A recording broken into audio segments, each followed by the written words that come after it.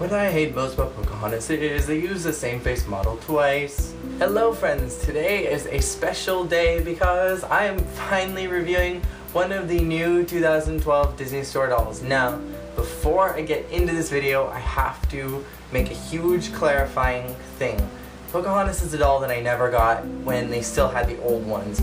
The reason for that is I haven't seen her movie since I was a child. I can't even remember when the last time I saw it, and so I wasn't interested enough in getting her at the time, and I didn't know that they were switching them out, so by the time that I actually did want her to finish off my collection, she was gone.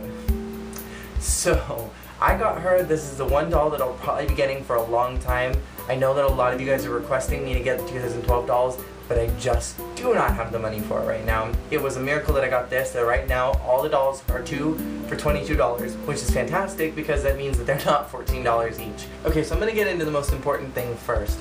Her face sculpt is absolutely the most gorgeous face sculpt I have seen from the Disney Store. Of all the princesses, the ones that I liked, I love this sculpt so much. She is just so pretty. I love her. Everything about her, the face just looks like it's a custom mold.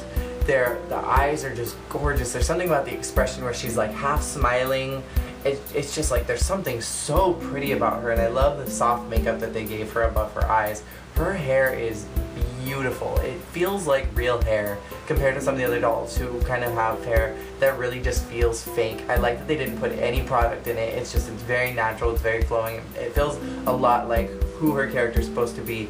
After watching Jacob's review, I noticed that one of his biggest problems with the doll is that the necklace here spins around, and what his problem is that Pocahontas is really the only princess who has an item of clothing that is so integral to their character, and she didn't get a real one, which was a little bit upsetting. And then it was worse because the necklace spun around because it's back heavy, because it comes off from the back here. What they've done this time is that it's still velcroed, but I'm gonna disrobe her for a minute. I'm not gonna totally make her naked because that would be shameful.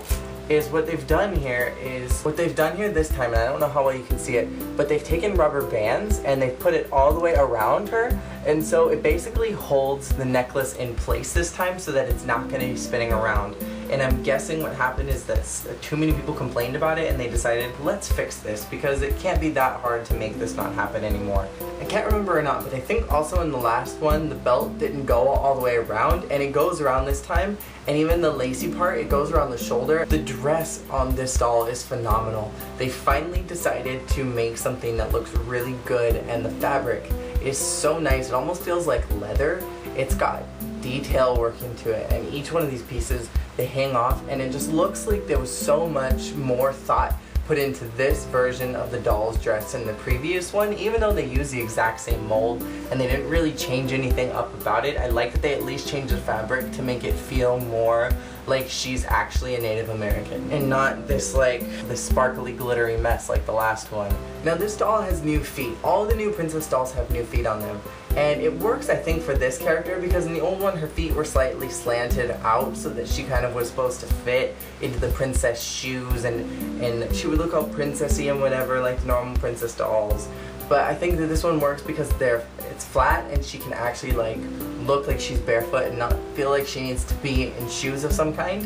What I don't like about these is that they don't lock into place, and that's the problem with all these, is that these dolls are top heavy. They're extremely heavy, and with little feet like this that can't support them, they'll topple right over. Now yes, the old models couldn't really hold the dolls up either because they're slanted, but at least they held better when they were in the shoes because they weren't breaking on each other.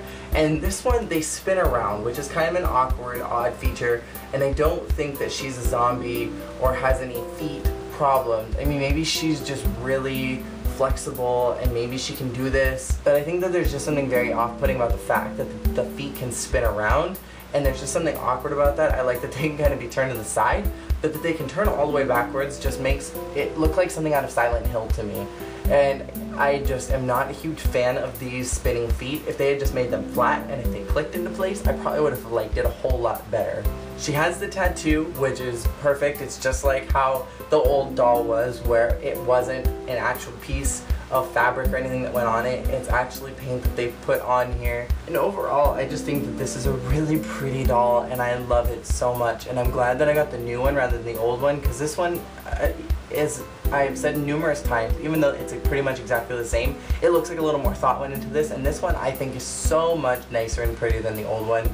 Really, my only complaint is about the ball jointed feet, which I think are just totally impractical to the dolls not being able to stand up. But I guess if you're going to be playing with them, it's cute. But if you're going to actually have them sitting in a room like I do, I have them up in a shelf up in this closet here, they kind of topple over unless you lean them against something or put them on a doll stand.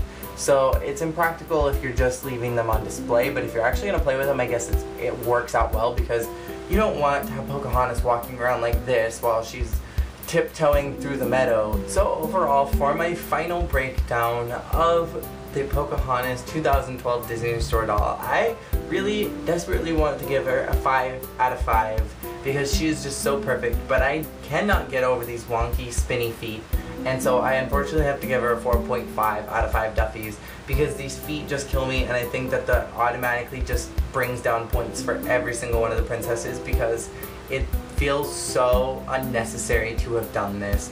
Maybe for her it worked a little bit better, but I think for the other ones it doesn't. Maybe if they would have had these so they actually locked into place, or that they wouldn't spin and they didn't have to spin, I think that that would have worked out better, but I just don't like these spinning feet at all. Let me know what you think about the new doll feet below. Let me know what you think about the Pocahontas doll, and I will talk to you guys all next week. Again, I'll be reviewing Shang. If you would like to see my Aladdin review, it will be on the video before this, so go ahead and check that out if you would like to as well. And I will talk to you all next week and every other day of this week. Peace out. It's Sigmas. When you paint with all the colors of the winds. Do, do, do, do.